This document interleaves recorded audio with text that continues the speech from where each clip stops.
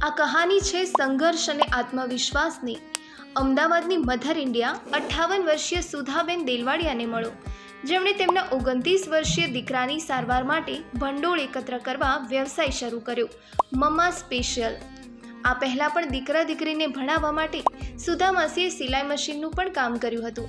એ પછી થયું કે દીકરાને સારી નોકરી મળી જશે ત્યારે શાંતિ, પરંતુ નસીબમાં કંઈક બીજું જ લખ્યું હતું।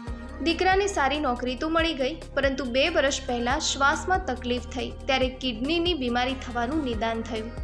ત્યારથી લઈ આજ સુધી અઠવાડિયામાં 3 વખત ડાયાલિસિસ કરાવવું પડે છે। ઘર ચલાવવું અને સારવારનો ખર્ચ ઘણો વધી જતો હતો। પિતા પણ પાન પાર્લરનો ગલ્લો ચલાવતા, ત્યારે માતા સુધાબેને શરૂઆતમાં શિયાળુ મીઠાઈથી શરૂઆત કરી અને પોતાની આવડતને બિઝનેસમાં ફેરવવાનું નક્કી કર્યું।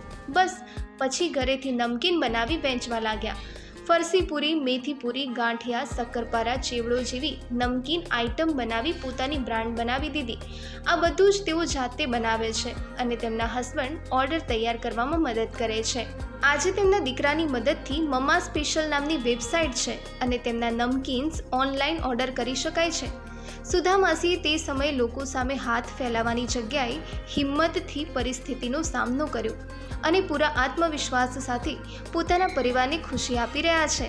આ પરિવારની ખુશીનો ભાગ બનવા માટે તમે આપેલ નંબર પર સંપર્ક કરી તેમને ઓર્ડર આપી શકો છો।